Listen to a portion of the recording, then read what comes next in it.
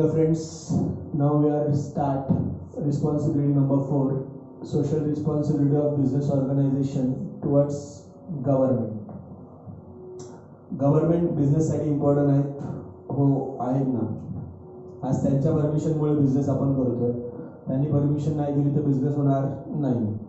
So as a businessman मला गव्हर्नमेंटच्या ज्या रिक्वायरमेंट आहेत, गव्हर्नमेंटच्या ज्या एक्सपेक्टेशन्स आहेत बिझनेसमॅनकडून त्या पूर्ण करणं गरजेचं आहे. मी नाही केल्या पूर्णतः तर ते माझ्या बिझनेसवरती स्टे आणू शकतात, माझा बिझनेस बंद करू शकतात, माझं प्रोडक्ट बॅन करू शकतात. सो मला माझ्या काही ड्युटीज आहेत, माझ्या काही रिस्पॉन्सिबिलिटीज आहेत त्या फुलफिल कराव्या लागणार आहेत. बघूया आपण नाही. Government is the representative of society. हे तुम्हाला ऑब्जेक्टिव्हला विचारतात. Government is dash of the society. Government is the representative of the society. Representative म्हणजे प्रतिनिधी. सोसायटीज निवडून देते ना गव्हर्नमेंटला, निवडणुका होतात ना, इलेक्शन्स.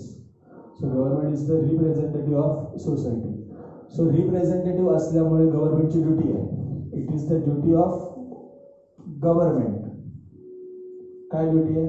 टू गव्हर्न म्हणजे control all the people in the country. सोसायटीचे रिप्रेझेंटेटिव्ह असल्यामुळे त्यांची ड्युटी आहे to govern all the people in the country. Government expects मग एवढ्या सगळ्या लोकांना कंट्रोलमध्ये ठेवायचे, एवढ्या सगळ्या लोकांचे वॉन्ट्स सॅटिस्फाय करायचे.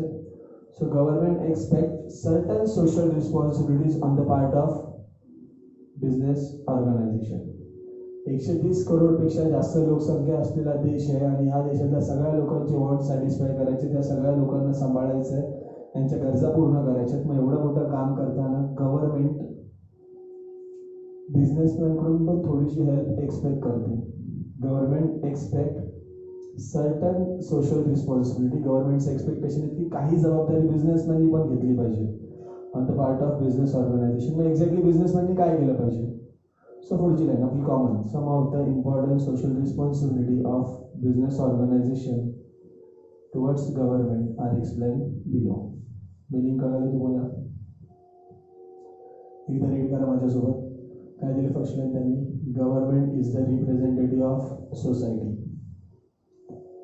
रिप्रेझेंटेटिव्ह असल्यामुळे it is the duty of the government. काय ड्युटी आहे गव्हर्नमेंटची? To govern. गव्हर्न म्हणजे control all the people in the country. जे काय लागणार आहे, नाही लागणार आहे ते सगळं प्रोव्हाइड करायचं काम कोणाचं आहे? गव्हर्नमेंटचं. कारण ते रिप्रेझेंटेटिव्ह आहेत, प्रतिनिधी आहेत, त्यासाठीच आपण त्यांना निवडून दिलेले आहे. आता गव्हर्नमेंटच्या काय एक्सपेक्टेशन्स आहेत तर पुढची लाईन. गव्हर्नमेंट एक्सपेक्ट एवढ्या लोकांना सांभाळायचं, एवढ्या लोकांच्या गरजा पूर्ण करायच्या आहेत. तर मग गव्हर्नमेंट एक्सपेक्ट की बिझनेसमॅननी पण काही रिस्पॉन्सिबिलिटी घेतली पाहिजे. So government expect certain social responsibilities on the part of business organization. मग एक्झॅक्टली बिझनेसमॅननी काय केलं पाहिजे? तर पुढची लाईन दिली. Some of the social responsibility of business organization towards government are explain below. Okay, start करूया. आपला फर्स्ट पॉईंट काय दिले त्यांनी? Payment of taxes. गव्हर्नमेंट काय एक्सपेक्ट करते की एवढी लोकसंख्या असलेला देश चालवताना त्यांच्यासाठी पब्लिक हॉस्पिटल्स आहेत, पब्लिक स्कूल्स आहेत, हायवेज आहेत, डॅम्स आहेत, ब्रिजेस आहेत आणि अजून बरंच काही गव्हर्नमेंटनी केलेलं आहे ह्या पब्लिकसाठी. आणि मग हे सगळं करण्यासाठी, हे सगळं चालू ठेवण्यासाठी पैसा लागतो. हा पैसा गव्हर्नमेंटला कशाच्या थ्रू मिळतो? टॅक्सच्या थ्रू. जो कोण पे करतो? बिझनेसमॅन. सो गव्हर्नमेंटच्या काय एक्सपेक्टेशन आहेत की हा टॅक्स बिझनेसमॅननी वेळेवरती पे केला पाहिजे. सो फर्स्ट लाईन काय दिली बघा. The government expects that all business organization should pay their taxes and duties regularly on time. Simple expectations आहे. एवढ्या लोकांना सांभाळायचं म्हणजे पैसा लागणार. पैसा यायला एकच सोर्स आहे, टॅक्स. कोण पे करणार आहे? बिझनेसमॅन. म्हणजे टॅक्सचे 2 प्रकार आहेत, इन्कम टॅक्स आणि कॉर्पोरेट टॅक्स. इन्कम टॅक्स जे आपण भरतो जनरली ह्युमन बिंग्स, एम्प्लॉईज, तो इन्कम टॅक्स. आणि कॉर्पोरेट टॅक्स म्हणजे जो कंपन्या भरतात तो. So majority source corporate tax आहे, कंपनीचा टॅक्स आहे. सो गव्हर्नमेंट काय एक्सपेक्ट करते की तुमचा जो टॅक्स आहे, तुमचे जे ड्युटीज आहेत, ज्या कर आहेत, ते तुम्ही काय केले पाहिजे? वेळेवरती पे केले पाहिजे. सो फर्स्ट लाईन काय दिली त्यांनी? The government expects that all business organisation should pay their taxes and duties regularly on time. न हा पैसा कुठे आणि कसा यूज करतात ते पण त्यांनी सांगितलंय. The amount collected by way of tax and duty. The amount collected by way of tax and duty is utilized. ते क्लिअरली सांगतात ते आम्ही काय आमच्या खिशात नाही टाकत आहे, तो आम्ही वापरतोय कशासाठी? For the welfare of poor people, गरिबांच्या भल्यासाठी, अँड फॉर नॅशनल डेव्हलपमेंट. जो तुम्ही पैसा भरताय तो काय आम्ही वाटून घेत नाही आमच्यामध्ये, किंवा जो तुम्ही पैसे देतो तो आम्ही कुठेही उधळत नाही. तो पैसा कशासाठी वापरतोय बघा, लाईन क्लिअर दिली त्यांनी. The amount collected by way of tax and duty is utilized for the welfare of poor people and national development. If business organization does not pay their tax and duty on time, समजा बिझनेसमॅननी हे tax and duty वेळेवरती पे केले नाही तर काय होऊ शकतं ते पण सांगितलंय. then it will be difficult for the government to implement its plans. गव्हर्नमेंटला त्यांचे प्लॅन इम्प्लिमेंट करणं डिफिकल्ट जाईल. कळतंय तुम्हाला? सो गव्हर्नमेंटचे सिंपल एक्सपेक्टेशन्स आहेत की तुम्हाला जो टॅक्स लागणार आहे तो तुम्ही टॅक्स वेळेवरती काय केला पाहिजे, पे केला पाहिजे. तुमच्याकडून घेतलेला पैसा आम्ही उधळत नाहीये किंवा आमच्यामध्ये वाटून घेत नाहीये. तो जो पैसा येतोय तो आम्ही कशासाठी वापरतोय, तर for the welfare of poor people and for national development. कळालं आपण तुम्हाला? एकदा आपण रिवाइज करूया, सगळेजण माझ्यासोबत रीड करतील. पॉईंट हेडिंग काय दिले त्यांनी? Payment of taxes. डिटेलमध्ये बघूया आपण. The government expect that all business organisation should pay their taxes and duties regularly on time. The amount collected by way of tax and duty is utilized for the welfare of poor people and national development. If business organization does not pay their tax and duty on time, then it will be difficult for the government to implement its plans. That's it. First point. Okay, point number 2 दिलेला आहे foreign exchange. The government expect that large business organization should enter into foreign trade. Now governmentचे expectation आपण बघतो businessman कडून काय आहेत. The government काय expect करतात government? that large business organization should enter into foreign trade. large businessmanनी काय करावा? Foreign trade करावा. तर फॉरेन ट्रेड मध्ये 3 ट्रेड येतात, आपण 11th शिकलेलो. Import, export, interport. सो कोणत्या ट्रेडने आपल्या गव्हर्नमेंटला फायदा होणार आहे, आपल्या देशाला फायदा होणार आहे? इम्पोर्ट नाही, एक्सपोर्ट नाही, इंटरपोर्ट नाही. तर मोस्ट बेनिफिट आपल्या गव्हर्नमेंटला एक्सपोर्टने मिळतो. सो पुढची लाईन दिली बघा. दे should enter in export trade and earn foreign exchange for the country. गव्हर्नमेंटचे काय एक्सपेक्टेशन्स आहेत बिझनेसमॅनकडून की तुम्ही मॅक्सिमम लोकांनी फॉरेन ट्रेडमध्ये या आणि फॉरेन ट्रेडमध्ये जास्त तुम्ही काय करा, एक्सपोर्ट करा. दे should enter in export trade and earn foreign exchange for the country. तुम्हाला माहितीच आहे इंडिया अजूनही टेक्निकली पूर्णपणे डेव्हलप झालेली नाहीये. मोठ्या मोठ्या प्लांट अँड मशिनरी आपल्याकडे बनत नाहीत. आपल्याला त्या बाहेरून काय करावे लागतात, इम्पोर्ट करावे लागतात. जेव्हा जपानकडून वगैरे आपण त्या मशिनरी इम्पोर्ट करतो आपल्याला फॉरेन करन्सी पेड करावी लागते. ती पे करण्यासाठी आपल्याकडे ती अवेलेबल तर असली पाहिजे ना. आपल्याकडे कधी अवेलेबल होणार? जेव्हा आपले बिझनेसमॅन इकडून काय करणार, त्यांना एक्सपोर्ट करणार. जेव्हा मॅक्सिमम एक्सपोर्ट करणार मॅक्सिमम फॉरेन करन्सी आपल्याकडे येणार. मॅक्सिमम फॉरेन करन्सी आली तर आपण सगळ्या ॲडव्हान्स टेक्नॉलॉजी आपल्याकडे आणू शकतो. सो गव्हर्नमेंट काय बोलतात, कोणता ट्रेड करा, इम्पोर्ट, एक्सपोर्ट या entrepot? Export trade. So second line काय दिले? They should enter in export trade and earn foreign exchange for the country. पुढच्या लाईन त्यांनी दिले बघा. Such amount of foreign exchange will be utilized for the development of national economy. National economy कशी develop होणार? Foreign एक्सचेंजने होणार ना. जेव्हा आपल्याकडे मॅक्सिमम फॉरेन करन्सी जमा होणार तेव्हा आपण सगळ्या ॲडव्हान्स टेक्नॉलॉजी आपल्याकडे आणणार. ॲडव्हान्स टेक्नॉलॉजी आणल्यावरती आपल्या प्रोडक्शनचा स्पीड वाढणार. ऑटोमॅटिक आपली इकॉनॉमी हाय तशी राहणार की इम्प्रूव्ह होणार. सो थर्ड लाईन काय दिले? Such amount of foreign exchange. Foreign exchange म्हणजे foreign currency will be utilise. कशासाठी युटिलाइज करणार आहे? For the development of national economy. मग कशा प्रकारे डेव्हलप करणार नॅशनल इकॉनॉमी? तर लास्ट लाईन मध्ये दिले बघा. With the help of foreign exchange capital goods म्हणजे plant and machinery can be imported from the advance countries. आपण सगळ्या मोठ्या प्लांट अँड मशिनरी ज्या आपल्याकडे अवेलेबल नाहीये त्या इम्पोर्ट करून घेणार. इम्पोर्ट केलं की आपला प्रोडक्शनचा स्पीड काय होणार, वाढणार. ऑटोमॅटिक आपली इकॉनॉमी काय होणार, इम्प्रूव्ह होणार. सो कळालं तुम्हाला गव्हर्नमेंटचं एक्सपेक्टेशन. पॉईंट नंबर 2 कळाला. पुन्हा एकदा थोडक्यात एक्सप्लेन करतो, तुम्ही लक्ष द्या. तर गव्हर्नमेंट काय एक्सपेक्ट करतोय, that large business organisation should enter into foreign trade. Majority बिझनेसमॅननी काय करावा, फॉरेन ट्रेड करावा. पण फॉरेन ट्रेडमध्ये पण त्यांनी सांगितलं कोणता ट्रेड करायचा. दे should enter in export trade. Export करा मॅक्सिमम अँड अर्न आणि कमवा काय, foreign exchange for the country. मग ती यूज कशासाठी करणार आहे, तर रिझन त्यांनी पुढच्या लाईनमध्ये दिले, such amount of foreign exchange will be utilise. कशासाठी युटिलाइज करणार आहे, for the development of national economy. मग कशा प्रकारे डेव्हलप करणार, ते डायरेक्ट त्यांनी सांगितलं, with the help of foreign exchange capital goods can be imported from the advance countries. That's it. कळलं पॉईंट नंबर 2 फॉरेन एक्सचेंज. ना पॉईंट नंबर 3 काय दिलं त्यांनी, rules and regulation. The government expect that the business organization should observe म्हणजे follow strictly the rules and regulation introduced by the government from time to time. हे rules and regulation कुणासाठी बनवलेले असतात, सोसायटीसाठीच बनवलेले असतात, सोसायटीच्या भल्यासाठीच बनवलेले असतात. सो गव्हर्नमेंटचे काय एक्सपेक्टेशन्स आहेत, बिझनेसमॅननी ते रूल्स अँड रेग्युलेशन स्ट्रिक्टली काय केले पाहिजे, फॉलो केले पाहिजे. If they want to modify any rules, तुम्हाला एखादा रूल नाही पडत आहे, तुम्हाला त्यात थोडासा चेंज पाहिजे, तर डायरेक्ट स्वतःहून चेंज करायला जाऊ नका. They can do so in the interest of the society as a whole. त्यांनी काय सांगितले की आम्ही काही एवढा सगळा म्हणजे 130 करोडपेक्षा जास्त लोकसंख्या असलेला देश आहे हा. जर का देश शांततेत पार पाडायचा असेल तर काही रूल्स आम्हाला बनवावे लागतात. सो आम्ही रूल्स बनवलेले आहेत. आमच्या काय एक्सपेक्टेशन्स आहेत की ते बिझनेसमॅनने रूल्स स्ट्रिक्टली काय केले पाहिजे, फॉलो केले पाहिजे. मग जर का एखादा रूल्स त्या बिझनेसमॅनला नाही पडत आहे तर तुम्ही ब्रेक करू नका तो रूल्स. तुम्ही आम्हाला येऊन सांगा की हा रूल्स अशा प्रकारचा आहे जो आम्हाला फॉलो करणं डिफिकल्ट जातोय.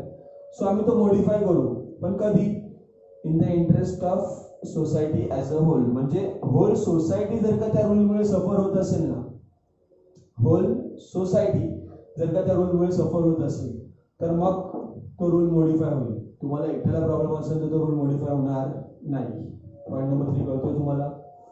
काय दिलं पॉईंट साइडिंग त्यांनी, रूल्स अँड रेग्युलेशन. कोणत्याही इव्हन स्कूलमध्ये कॉलेजेसमध्ये रूल्स बनवतो प्रिन्सिपल, काय एक्सपेक्टेशन असतात त्यांचे की तुम्ही ते रूल्स काय केले पाहिजे, फॉलो केले पाहिजे. सेम बिझनेसमॅन कडून पण गव्हर्नमेंट तेच एक्सपेक्ट करते की आम्ही जे रूल्स बनवले ते तुम्ही काय करा, फॉलो करा. The government expects that the business organization should observe strictly the rules and regulation introduced by the government from time to time. If they want to modify any rules, तुम्हाला एखादे rules modify करायचे आहे, they can do so. तुम्ही ते modify करू शकता, पण कधी, in the interest of society as a whole. If whole society is affected from that particular rule, then you can modify it. But only you are the concern. फक्त तुम्हाला एकट्याला problem असेल तर तो रूल चेंज होणार नाही. That's it. Point number 3. Point number 4 दिला political stability. Political stability म्हणजे पहिल्यांदा काय ते समजून घ्या. पॉलिटिकल स्टॅबिलिटी म्हणजे दर 5 वर्षांनी इलेक्शन्स होतात. गव्हर्नमेंट कोणत्या ना कोणत्या पार्टीचं येतं. जनरली दर 5 वर्षांनी तेच गव्हर्नमेंट येत असेल ना तर त्याला आपण काय बोलणार, पॉलिटिकल स्टॅबिलिटी. ती का महत्वाची आहे आपल्या देशाच्या दृष्टीने ते आपण या पॉईंटमध्ये बघणार आहोत. सो फर्स्ट लाईन दिली त्यांनी, every person in the society. हे ब्रेक करतो सेंटेन्स यासाठी की तुम्हाला रीड करताना, बाहेर करताना इझी जावं म्हणून. Every person in the society has a right to take part in the politics once you complete your age of majority. Once you attend your age of majority, 18 years जेव्हा तुमची complete होती. Everyone having right to take part in the politics. But हा message इंडिव्हिज्युअलसाठी नाही आहे, हा point इंडिव्हिज्युअलसाठी नाही आहे, हे त्यांना बिझनेसमॅनसाठी काहीतरी सांगायचं आहे. However, the business organization should work towards political stability. त्यांना काय सांगायचं की ॲज अ इंडिव्हिज्युअल तुम्ही कोणालाही सपोर्ट करा, that is your own decision. But the message is for businessman. बिझनेसमॅननी काय डोक्यात ठेवायचं की शुड वर्क, त्यांनी कशासाठी काम करायचे, towards political stability. They should keep in mind, त्यांनी डोक्यात ठेवलं पाहिजे काय, that only stable government can bring peace and prosperity in the country. त्यांनी काय डोक्यात ठेवलं पाहिजे की स्टेबल गव्हर्नमेंट असेल तरच देशामध्ये पीस अँड प्रॉस्पेरिटी, शांतता राहील आणि भरभराट होईल. तुम्ही बोलाल सर बिझनेसमॅनचा काय संबंध इकडे, बिझनेसमॅनमुळे काय फरक पडतो? तर बिझनेसमॅन फायनान्शियली सपोर्ट करतात मोठ्या प्रमाणात इलेक्शन्सच्या वेळी. मग दरवर्षी त्यांनी एकाच पॉलिटिकल पार्टीला सपोर्ट केलं तर तेच गव्हर्नमेंट येत राहणार. चेंज करत राहिले सपोर्ट, दरवेळेस गव्हर्नमेंट काय होत राहणार, चेंज होत राहणार. त्यामुळे प्रॉब्लेम काय होणार तुम्हाला माहिती आहे का? जनरली कोणतेही गव्हर्नमेंट जेव्हा निवडून येतात 5 इयर्ससाठी, पहिले 2-3 वर्ष त्यांचं सेटल होण्यामध्ये जातात, नंतरचे 2 वर्षामध्ये ते प्लॅन्स अँड पॉलिसीज बनवतात डेव्हलपमेंट करण्यासाठी. आणि काय कमिटमेंट करतात की पुढच्या वेळी आम्ही निवडून आले तर आम्ही असं करू, तसं करू, हे करू, ते करू. निवडून आले तर, नाही आले मग त्यांचे प्लॅनच राहिले, डेव्हलपमेंट झाली का? नाही. सेम थिंग नेक्स्ट गव्हर्नमेंट नवीन आलं, 2 वर्ष पहिले सेटल होण्यामध्ये गेले, पुढचे 3 वर्षामध्ये त्यांनी प्लॅन ड्रॉ केले, त्यांनीही कमिटमेंट करायला सुरुवात केल्या की आम्ही निवडून आलो तर हे करू, ते करू, अशा प्रकारे डेव्हलपमेंट करू, तशा प्रकारे डेव्हलपमेंट करू. समजा बिझनेसमॅननी सपोर्ट चेंज केला, ते पण गव्हर्नमेंट गेलं, तिसरं गव्हर्नमेंट आलं, म्हणजे दरवेळेस प्लॅनच राहणार, डेव्हलपमेंट होणारच नाही. आणि डेव्हलपमेंट झालीच नाही तर देशामध्ये शांतता राहील का? सो बिझनेसमॅनने कशासाठी वर्क करायचे? पॉलिटिकल स्टॅबिलिटीसाठी. सो लाईन काय दिली बघा, they should keep in mind that only stable government can bring peace and prosperity in the country. Therefore, they should not support those elements who are involved in political instability. त्यामुळे त्यांनी अशा लोकांना support करायचं असते ज्यांच्यामुळे political काय होईल, instability होईल. कळतोय तुम्हाला पॉईंट नंबर 4? पॉलिटिकल स्टेबिलिटी का महत्वाची ते कळालं तुम्हाला. स्टेबल गव्हर्नमेंट यासाठी पाहिजे की ती प्लॅन डेव्हलपमेंटकडे वळले पाहिजे, ते प्लॅन फक्त कागदावर राहू नये. 5व्या वर्षात ते सगळे प्लॅन बनवतात, पब्लिसिटी करतात, कमिटमेंट करतात की आम्ही निवडून आलो तर करू. निवडून आले तर त्यांना करावं लागणार डेव्हलपमेंट, पण नाही आले तर ते प्लॅनच राहिले ना. आणि दुसरं गव्हर्नमेंट ह्यांचे प्लॅन कॅरी करणार नाही. सो तिथे पॉलिटिकल स्टॅबिलिटी राहणं गरजेचं आहे. पॉईंट नंबर 4 कळाला? एकदा रीड करूया सगळेजण, माझ्यासोबत तुम्ही रीड करणार आहे. Every person in the society has a right to take part in the politics. However, the business organization should work towards political stability. They should keep in mind that only stable government can bring peace and prosperity in the country. Therefore, they should not support those elements who are involved in political instability. Now, point number 5. Advising the government. Government समोरून सांगते की जेव्हा आम्ही काही policies बनवू ज्या बिझनेसमॅनसाठी खूप important असतात, इम्पोर्ट एक्सपोर्ट पॉलिसी म्हणा किंवा टॅक्सेशन पॉलिसी म्हणा, कोणतीही पॉलिसी आम्ही जेव्हा बिझनेसमॅनच्या रिलेटेड बनवू तेव्हा तुम्ही आम्हाला समोरून ऍडवाइस द्या ती कशा प्रकारे बनवायची, जेणेकरून त्या पॉलिसी मी अशा प्रकारे बनवू की तुमचा फायदा त्यामुळे काय होईल, वाढेल. बघूया आपण. The government expect that. The government expect that. काय एक्सपेक्ट करते ती? The business organisation should provide timely advice to the government. काय एक्सपेक्ट करते government? The business organisation should provide timely advice to the government. कधी तर while framing various policies like industrial policy, export import policy etcetera. त्या policy बिझनेसमॅनसाठी खूप महत्वाच्या, त्याच्यावर त्याचा प्रॉफिट डिपेंड असतो. मग गव्हर्नमेंट असं का सांगते बिझनेसमॅनला आम्हाला ऍडवाइस द्या म्हणून? तर ह्यामागे गव्हर्नमेंटचा पण फायदा आहे. कसं काय? जर का ह्या पॉलिसी बिझनेसमॅनने ऍडवाइस दिला आणि बनवलं तर बिझनेसमॅनच्या फेवरमध्ये बनणार, बिझनेसमॅनचा प्रॉफिट त्यामुळे वाढणार. प्रॉफिट वाढलं की त्याच्यावरचा टॅक्स जास्त कोणाला मिळणार? गव्हर्नमेंटला. त्यामुळे गव्हर्नमेंट काय सांगते बिझनेसमॅनला आम्हाला काय द्या, ऍडवाइस द्या. कळते तुम्हाला पॉईंट नंबर 5? रीड करूया एकदा. The government expect. काय एक्सपेक्ट करतायत ते? That the business organisation should provide timely advice to the government while framing various policies like industrial policy, export import policy etc. Point number 5 कळाला तुम्हाला? Now point number 6. Unfair favors. Government काय expect करते businessman कडून की तुम्ही कोणत्याही प्रकारचे unfair favours, अयोग्य गोष्टी आमच्या ऑफिसर्स कडून एक्सपेक्ट करू नका. एखादी गोष्ट अयोग्य आहे तुम्ही त्यांना इन्फ्लुएन्स करून, त्यांना लाच देऊन, त्यांना आमिष टाकून त्यांच्याकडून ती कामं करून घेऊ नका. कारण जेव्हा तुम्ही अशा वेळी अशी कामं करून घेता त्यांच्याकडून आणि उद्या काही तिथे प्रॉब्लेम झाला तर त्याचा फटका कोणाला बसतो? गव्हर्नमेंटला. फॉर एक्झाम्पल, एक सिंपल एक्झाम्पल देतो तुम्ही. फॉर एक्झाम्पल काही लँड बनलेल्या असतात ॲग्रिकल्चरसाठी. जिथे त्या लँडची कॅपॅसिटी नसते 9 माळे त्याच्यावरती म्हणजे आपण बांधू शकत नाही अशी त्या लँडची कॅपॅसिटी नसते. पण हे जे बिल्डर लाईन मधले असतात ते त्या ऑफिसर्सना काही आमिष वगैरे दाखवून समजा परमिशन घेत असतील आणि परमिशन दिली त्या ऑफिसर्सने, त्यांना 5 करोड वगैरे दिले किंवा एखादा रूम एक फ्लॅट देतो वगैरे असं आमिष दाखवलं तर तो ऑफिसर परमिशन देणार आणि परमिशन दिल्यानंतर बिल्डरने उद्या बिल्डिंग बांधली आणि समजा उद्या ती पडली, माणसं आतमध्ये राहायला गेल्यावर त्यांनी जर का लॉस झाला तर सगळी माणसं त्या बिल्डरकडे जाणार, परमिशन नसताना बांधली कशी. तो बिल्डर काय बोलणार, माझ्याकडे ऑफिशियल परमिशन आहे, हे बघा. कोणी दिले परमिशन? गव्हर्नमेंटने. तर तो सगळा मोर्चा कुठे येणार? गव्हर्नमेंटकडे. म्हणजे उद्या कोणला प्रॉब्लेम येणार? गव्हर्नमेंटलाच.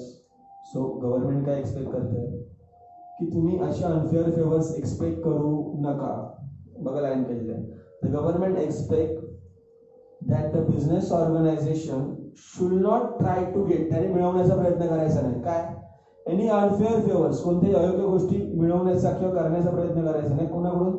From the government officials by influencing them. बघा कोणताही गव्हर्नमेंट ऑफिसर डायरेक्ट त्या गोष्टीला नाहीच सांगतो, पण जेव्हा ही लोक इन्फ्लुएन्स करतात, त्याचं मन परिवर्तन करतात, त्याला आमिष दाखवून तुला 1 करोड देतो, तुला 1 फ्लॅट देतो, तुला इकडे जमीन नावावर करून देतो, मग ती परमिशन मिळते. पण अशा परमिशन घेऊन उद्या काय फटका बसला, उद्या काय लॉस झाला, कोणाच्या अंगाशी येणार?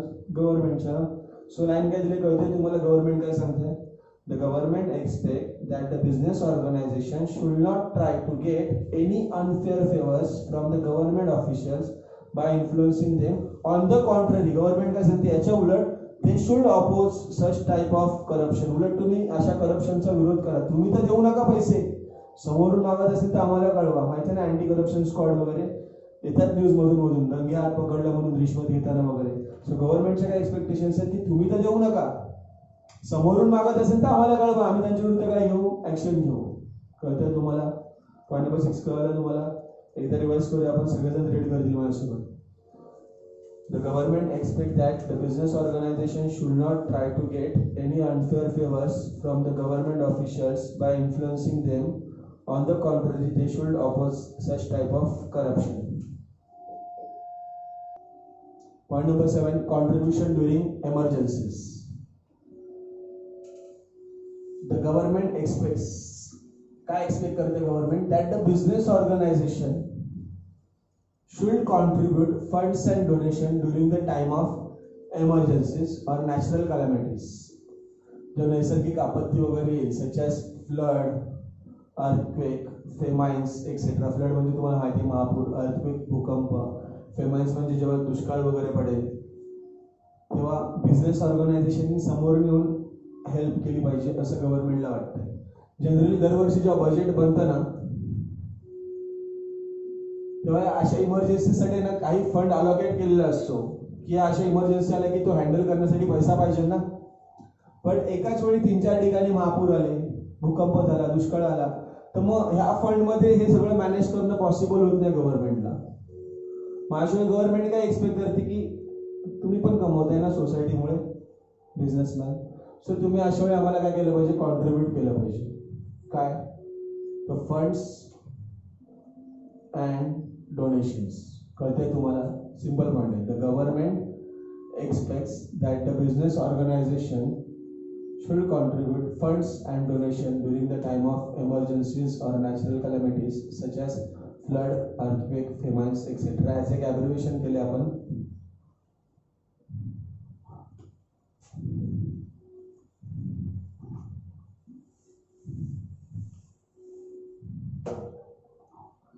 PFC रुपा. पॉइंट हेडिंग्स आहेत आपल्याला लक्षात राहण्यासाठी. फर्स्ट पॉइंट आहे P for payment of taxes, F for foreign exchange, C for contribution during emergencies, R rules and regulation, U unfair favors, P political stability, A advising the government. That's it. तुम्हाला ही 5 marks साठी important आहे. Actually total 6 responsibility, 6 पैकी 2 responsibility एक्झामला येतात आणि 5 marks साठी येतात. So 10 marks तुमच्या responsibility मधून कव्हर होऊ शकतात आणि त्यातल्या त्यात ही गव्हर्नमेंटची रिस्पॉन्सिबिलिटी जास्त इम्पॉर्टंट आहे.